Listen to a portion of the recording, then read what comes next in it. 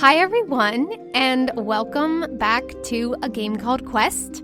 This is our third episode 0 and our first game with Yesulga. Thank you guys so much for joining us. I'm Rose, and I will be your game master today. My name is Brett Mazora. I will be playing Yesulga. Excellent. So, your story begins in the fanciful, fantastical art gallery, The Collector's Corner. From the lifelike sculptures to the surrealist paintings, you'll find versatile and varying artists of many backgrounds and multiple different styles preparing for a grand art show opening. In this museum, magic is artistic and stylized. Danger is left outside the door, and daily life is filled with creativity and artistic luxury. So, we start with a pan through this entire museum, almost as if you're walking through the museum looking and preparing. You see a table of snacks, of various lavish foods, chocolates, all sorts of delicious snacks, definitely many glasses of champagne. And then we see these sculptures. We see an artist who's chiseling away the final bits. We also see a group of dancers just like fly across the room, like literally fly. They have wings. And then we pan over to where there is a stage set up, like a small stage for something, but we can't tell what it is because there's not an artist there. And this woman comes over. She has pale blue skin and tentacles, flowing robes, and she claps her hands and she goes, "Where is Yesulga?" And then we zoom out away from the art gallery, back into the street, and out into the city. And where do we find Yesulga? Yesulga is as high up in a tree as he can get. That is the first branch because he is not able to pull himself up any farther than that. But he likes the view from 4 feet high.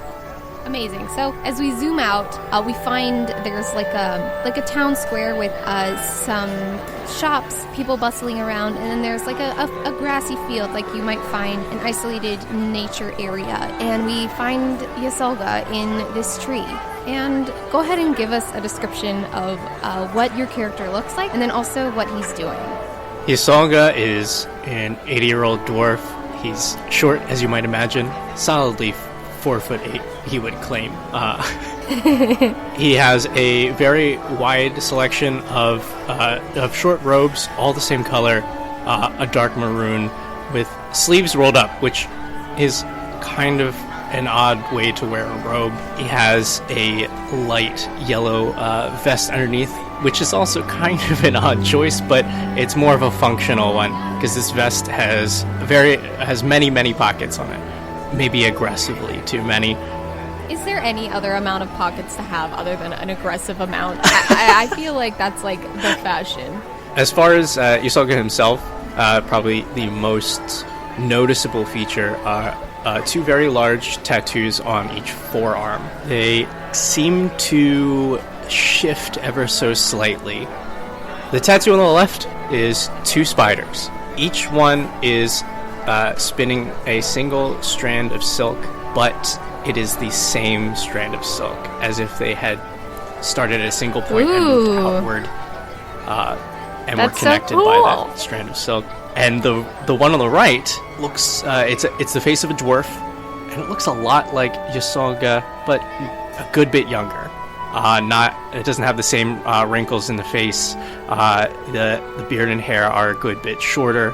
Either he's really sentimental about a family member, or he literally got a tattoo of himself. Yeah, both are very, very possible. Aside from that, the only other thing that would really tell him apart from the other dwarves of the community that he came from would be his very intricately braided beard and hair. He has clearly spent a very, very long time to create something with all the hair on his head. That's really cool.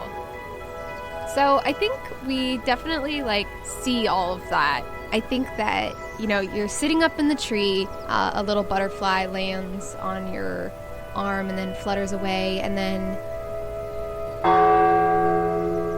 the clock chimes, and it is gallery opening o'clock. What do you do? What a beautiful sound. The chime of a bell. The opening of my performance. Yesulga slowly climbs down the tree, only at that speed because he simply cannot muster any faster than that without putting himself in danger. Once he hits the ground, it takes a moment to orient himself because he had gotten a little lost in his own headspace up on that branch. Realizes where he is in the city, and certainly not at a run or a jog, but a hasty, purposeful walk heads towards the gallery. So here you go, Yesulga. You're going down the street. You're ducking not so gracefully between people, and at one point you whirl around a corner. You slam right into a much taller being, and at first it grumbles, and it's a gentleman, a black man he's human. He has a white tunic on and just like kind of like a plain navy pant, and he has tightly dreaded locks that are pulled back into a bun on the back of his head, and he first looks around a little bit confused, and then his gaze falls down, and enormous smile covers his face. Because you are renowned, I believe, were the words that you used. So this gentleman recognizes you. And he goes, "Oh my God. Are you the Yesulga?" Well, I don't know if anyone is the anything, but I am a Yesulga. I'd recognize that luscious hair anywhere. And he tears off his tunic, and underneath he has a painting of you on his bare chest. That is quite something. You must stay and talk. You need to tell me everything about you, and then I can add it to my painting. What a fascinating project that is. But, you see, I am, in fact, on my way now to open my own project at a gallery nearby. Would you want to come with me as we speak, and perhaps my work can speak for itself as well?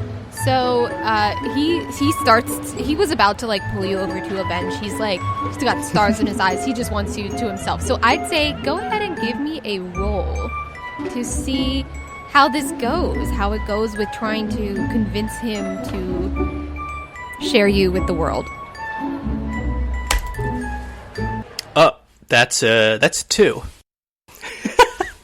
Oh no. Well, I wish I could say that worked, but no, it doesn't. That's a strong first roll of my first game of Quest. That definitely sets a certain tone. Oh boy. Yeah, you fail and face a setback.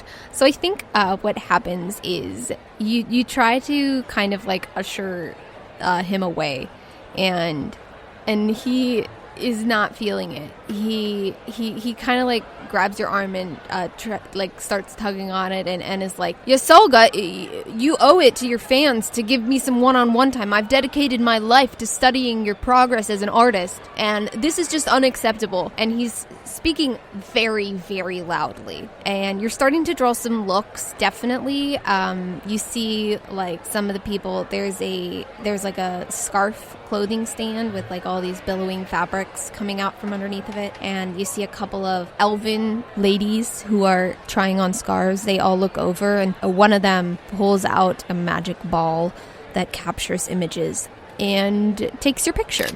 And you know that device is something that usually only a reporter would have. Yesulga produces the smell of lavender and tea, and tries to slightly brighten the area that he's in to produce a more calming atmosphere.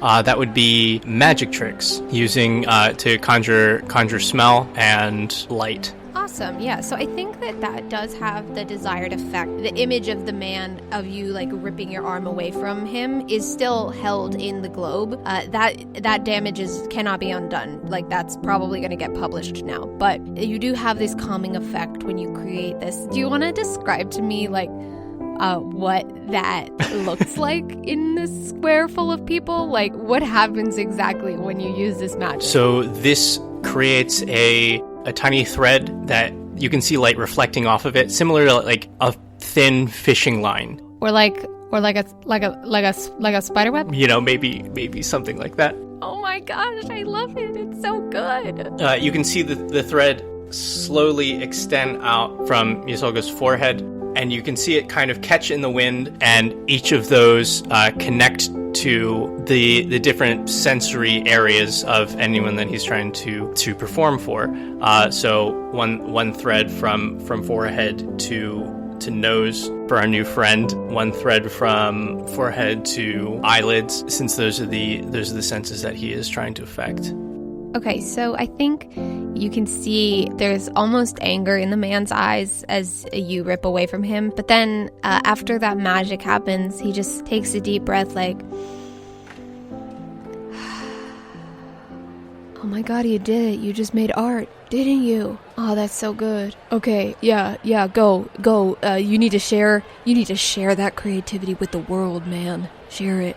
That is just a moment of peace that I had found a long time ago. If you would want to experience more, I could use your help at my opening for the performance I'm about to do. His jaw drops. The stars are back in his eyes, and he goes, You want my help? Yes, I could see how much passion you have for my work, so I think I could do something unique. Please follow me. Yes, I mean, yeah, sure. That sounds cool. I think I can do that. And he's trying to play it cool as he picks up his tunic and tries to put it back on, but it's ripped in half. So it doesn't totally work. But the two of you guys head off down the main street. So you know, you've been late to art gallery openings before for the exact same reason, I'm thinking, probably. Is that an accurate statement? Time is a construct and also very hard to keep track of. Amazing. So you know of a shortcut to get kind of away from the people. You duck off down an alleyway to switch from one street to another so you can get closer to the gallery. And as you guys are making your way down this street, the gentleman, suddenly he lets out just this high-pitched cry like, ah! And you look and he's pointing and jumping up and down, and you look and you can see a swarm of rats. And they are doing the entire alleyway. They're all like sort of morphed together, and they are coming towards you. What do you do? Do I know if this is the only way towards the gallery? Okay, so go ahead and I think maybe make a roll to see if you would remember another way to go. Oh man, it's gonna be a long campaign. I rolled a 5. Oh no. In the time that you're scrunching up your head to think, the rats suddenly swarm around your new friend and start just carrying him away. Yesulga, who is not the quickest on his feet, literally or figuratively, is going to stand there transfixed by such a fascinating but odd sight as the rats carry his friend around the corner of the alleyway before he realizes that he probably should do something about this. So he quick runs the end of the alleyway and peeks his head out. So when you turn the corner, they're going toward like a sewer hole. I would like to use magic tricks again to create a very uncomfortable feeling along the ground, and then also creating the sound of cats emanating from the sewer that they're trying to enter. Oh well, I was gonna make you roll, but if it sounds like cats are coming from the sewer, that's enough. They turn around and start running back in your direction. My new friend, are you okay? Does it look like it? Well, no, it doesn't. So that does answer my question. If they're coming right at me, I'm going to try and stand my ground to see if they will go around me, or if I can push through, the horde to get to this guy.